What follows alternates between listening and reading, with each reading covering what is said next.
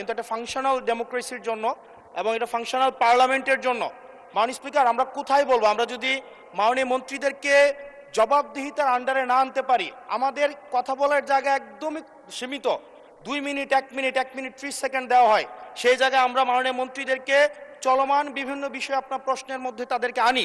কিন্তু আমরা দেখেছি গত 2 সপ্তাহের সেশনে আমাদের এই যে তারকা চিহ্নিত প্রশ্নগুলো সংসদের কার্যপ্রণালীতে থাকলেও সেগুলো শুধুমাত্র টেবিলে দিয়ে দেওয়া হয়, যার ফলে আমরা মন্ত্রীদেরকে আমরা প্রশ্ন করতে পারি না এবং আমি মনে করি এটির মাধ্যমে আমার অধিকার বঞ্চিত হচ্ছে এবং আমি সম্পূরক প্রশ্ন করতে পারি না, আমি অধিকার বঞ্চিত হচ্ছি।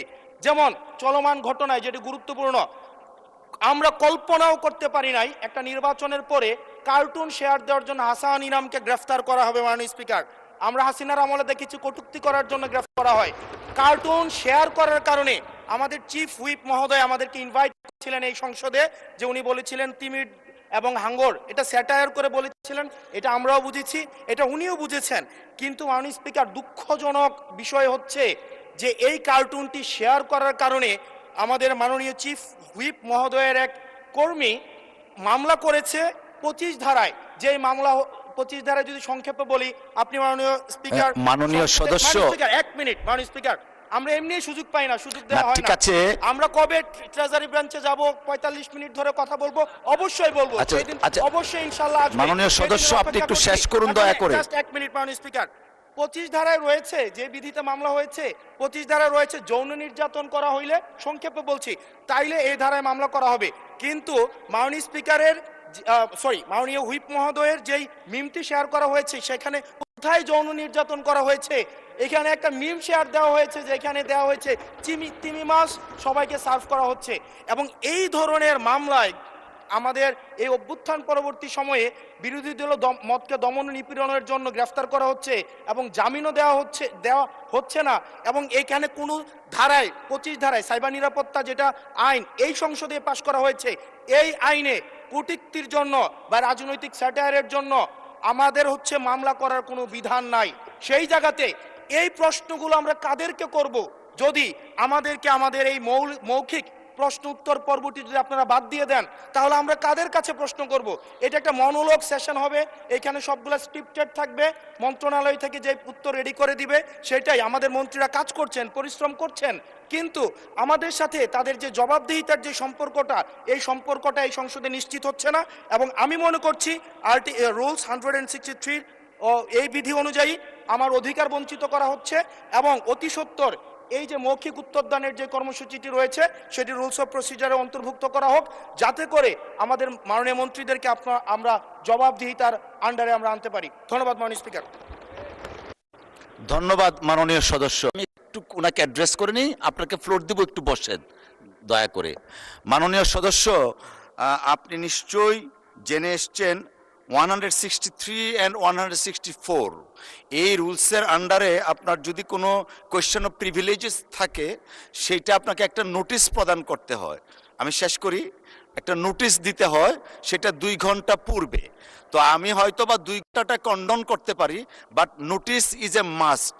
আপনি যে কোয়েশ্চেনটা এনেছেন is very pertinent, very important. আমরাও চাই এই সংসদ প্রাণবন্ত থাকুন, কোয়েশ্চেন আনসার জবাবদিহিতার মধ্যে থাকেন। আপনার এই যে প্রশ্নটা আছে এটা একটা নোটিশ দিবেন, আমরা এটা ডিসকাস করব।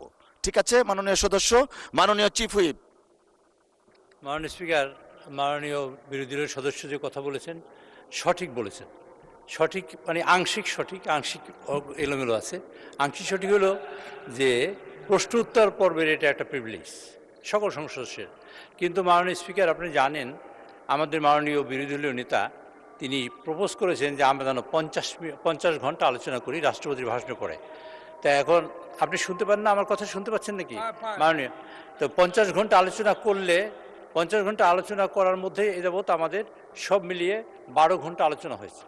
কাজে বাকি সময়টা আলোচনা যদি আমরা করতে চাই, মাননীয় সদস্যবৃন্দ আলোচনা করবেন, মাননীয় বিরোধী দলীয় নেতার মূল্যবান বক্তব্য রাখবেন এবং মাননীয় সংসদ নেতা মূল্যবান বক্তব্য রাখবেন এবং অন্যান্য মন্ত্রীবর্গ বক্তব্য রাখবেন, সেই সব মিলিয়ে আমি হিসেব করে দেখি যে কোনোভাবেই আমরা যদি 30 তারিখে সংসদ শেষ করি তাহলে এই সময়ের মধ্যে সময় কভার করা যায় না। সেই কারণেই প্রশ্নোত্তর টেবিল করা হয়। কিন্তু এটা যদি মাননীয় সদস্যবৃন্দ চান যে আর রাত 10টার মধ্যে চলুক, তাহলে আমরা সংসদের এই প্রশ্নোত্তর টেবিল করতে চাই না। আমরা নিজেরাই অ্যাকাউন্টেবল, এটা গভর্নমেন্টের যে অ্যাকাউন্টেবল, এবং সেটা আমরা নিশ্চিত করবেন সেটা আমরা চাই, আমরা আন্তরিকভাবেই চাই। কিন্তু এই সমস্যার কারণে আমরা এটা করতে পারছি না বলে আমরা দুঃখিত। যদি বলেন আপনার মাননীয় সদস্যবৃন্দ একমত হয় যে আমরা রাত 10টা পর্যন্ত চালাবো, তাহলে আমরা 2 ঘন্টা সময় পেলে এখানে আমাদের ভাইজান আমার কথা বলার সুযোগ দেন ভাই। আচ্ছা, তো সুতরাং সেটা তখন এটা করা যেতে পারে। Please allow আচ্ছা, Chief Whip না, to they are talk. allowing me. Please, others member of this house. আচ্ছা, এগুলো Allow করেন Chief Whip সাহেবকে। মাননীয় স্পিকার, এই ধান মানতে শিবের গীত মাননীয় সদস্য আর একটা বিষয় উত্থাপন করেছেন। মাননীয় চিফ হুইপ, আমি এখানে খুব হিসেবে বলেছি যে 2-3টা তিমিরের কথা বলা হয়েছে, আর একটা 2টা হাঙ্গারের অর্ডার দিয়েছি, সবাইকে দাওয়াত করেছিলাম। এই বিষয়ে একটা কার্টুনের আকারে কোনো এক ব্যক্তিকে গ্রেপ্তার করা হয়েছে। মাননীয় স্পিকার, আমি জানি এটা উঠতে পারে সংসদে, এই জন্য আমি ফাইল নিয়ে এসেছি, আর এটা আমার টেলিফোনে আছে। মাননীয় স্পিকার, আমি অনেকগুলা চিঠি দিয়েছি, জিডি এন্ট্রি করেছি, কোনো ব্যক্তির বিরুদ্ধে নয়। আমি নিজে মানে আমার দলের লোকেরা করেছে জিডি এন্ট্রি, প্রত্যেকটা থানায় জিডি এন্ট্রিটা করা হয়েছে। এই জন্য আমি ফাইল নিয়ে এসেছি। জিডি এন্ট্রিটা হয়েছে 1/12-তে, আর 17/12 এবং 20/12-2025 জিডি এন্ট্রির টাইম এখানে আছে, এটা ফেসবুকে আছে, আমার ফেসবুকে আমি লিখে দিয়েছি। এই তারিখে আমার বিরুদ্ধে এবং আমার দলের বিরুদ্ধে, আমাদের নেতাদের বিরুদ্ধে অসংখ্য কুৎসা রটনা হয়েছে, মিথ্যা এবং বিভ্রান্তিমূলক, অসম্মানমূলক, অসৌজন্যমূলক এবং কুরুচিপূর্ণ, এবং অনেক কথা বলা হয়েছে। বিশেষ করে আমাদের এখানে মন্ত্রীবর্গকে নিয়ে, তখন কেউ মন্ত্রী হয় না, এমপিও হয় না, এরকম সময়। তো আমরা এটা অনুপায় হয়ে আমরা বলেছি কতগুলো ফেক আইডি থেকে এগুলো করা হয়। তা আমি অনুপায় হয়ে তখন আমি ইলেকশন কমিশনে এসেছি, চিফ নির্বাচন কমিশনে দেখা করে তার কাছেও কাগজ দিয়েছি। সেটা জানুয়ারি মাসের 1 তারিখে, আমি জানুয়ারি মাসের 6 তারিখে কাগজ দিয়েছি, দিয়ে তারপর বলছি যে আপনারা এই সব ফেক আইডি থেকে যেসব প্রচার হয় তা বন্ধ করার চেষ্টা করুন। তো এইটা হয়েছে। তারপরে এক পর্যায়ে অনুপরে হয়ে আমি রিটার্নিং অফিসারকে আমি ওই 1/6 আমি আর একটা চিঠি দিয়েছি, এগুলো রিসিভ করা কপি সব, এগুলো তো আমি দেখাচ্ছি, সবই রিসিভ করা কাগজ। এখানে এই রিসিভ করা কাগজ, এগুলা মাননীয় সদস্য যেটা বলেছেন উনি সঠিক জানেন না বা জানতে পারেন না, সেই জন্য। 1 মিনিট আমার কথা শেষ করতে দেন, আপনার হাত যাওয়ার দরকার নেই, আমার কথা শেষ করি। এগুলো হওয়ার পরে চিফ হুইপ আমাকে অ্যাড্রেস করেন প্লিজ। আপনাকে অ্যাড্রেস করে কথা বলছি। এগুলো দেওয়ার পরে মাননীয় সদস্য এগুলো আমাকে অ্যাড্রেস করেন। এই সব দেওয়ার পরে আমরা অ্যাকচুয়ালি কোনো সুরাহা করতে পারিনি। এটা আইন শৃঙ্খলা কমিটির মিটিংও আমরা বলেছি যে যারা ফেক আইডি দিয়ে এটা করে আপনারা তাদের বের করে তাদের শাস্তি আওতায় নিয়ে আসেন অথবা কোনো একটা ব্যবস্থা করেন। কিন্তু ফাইনালি নির্বাচনের আগে আমরা করতে পারি নাই। আমি তারপর গতকালকে আমি পত্রপত্রিকা দেখেছি যে এক ভদ্রকে গ্রেপ্তার করা হয়েছে কার্টুন আকার করে। মাননীয় স্পিকার, আমি আপনাকে দ্ব্যর্থহীন ভাষায় এবং পরিষ্কার করে বলতে চাই, কার্টুন আমার ব্যাপারে আঁকার কারণে কেউ যদি গ্রেপ্তার করা হয় তাকে ছেড়ে দেওয়ার জন্য আমি অনুরোধ জানাচ্ছি আপনার মাধ্যমে এই সংসদে। কিন্তু এটা আমি আমার ফেসবুকে লিখে দিয়েছি, আজকে পোস্ট করেছি। কিন্তু ওই ভদ্রলোক এখন পর্যন্ত আমরা জানি না এইসব সাইবার কার্যক্রমের সাথে জড়িত কিনা, এখন পর্যন্ত আমি জানি না, আর কেউ জানতে পারে। সুতরাং ওই ভদ্রলোক যদি সাইবার কার্যক্রমে জড়িত থাকে এবং এই লোকটা সেইটাই যদি ওই লোকই হয় যে লোকটা আমি চিনি এবং সেই লোকটাই যদি এই কার্যক্রমে জড়িত হয়, তা আমি মনে করি আমাদের সকলের স্বার্থে, এই যে বিরোধী দল হোক আর সরকারি দল হোক, যে একজন মানুষের মানহানি করা, একজন মানুষের কুৎসা রচনা করা, কুরুচিপূর্ণ কোনো বক্তব্য রাখা যায় না। তো এর মধ্যে দেখা হয়েছে মাননীয় স্পিকার, একটা সাইবারের ইনফরমেশন কালেকশন করে আমরা দেখেছি বিভিন্ন পদ্ধতিতে, এই কালকে থেকে জানার পর থেকে আমরা কালেকশন করেছি।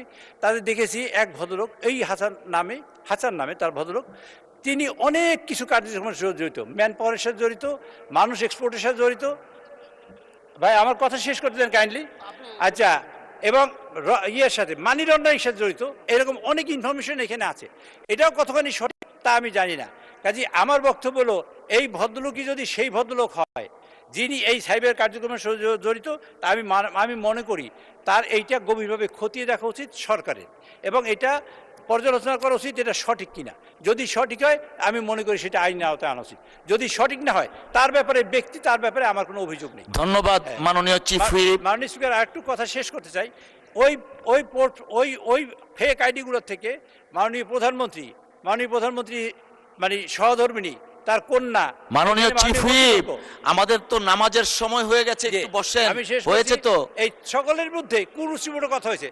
যদি ওই লোকটাই সেই লোকটাই হয়, তাহলে আমি মনে করি মাননীয় স্পিকার এগুলা গভীরভাবে খতিয়ে দেখা দরকার, সরকারের স্বার্থে, বিরোধী দলের স্বার্থেও, সকলের স্বার্থে এবং দেশের স্বার্থে। ধন্যবাদ মাননীয় স্পিকার। ধন্যবাদ মাননীয় চিফ হুইপ। মাননীয়